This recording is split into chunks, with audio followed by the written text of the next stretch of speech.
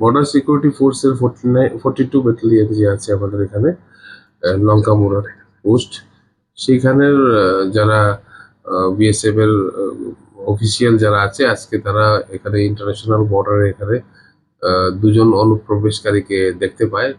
তখন তাদের ভিতর থেকে ওনারা একজনকে পকড়া করতে মানে অ্যারেস্ট করেছেন এবং করার পর আমাদের এখানে হ্যান্ড ওভার করেছে।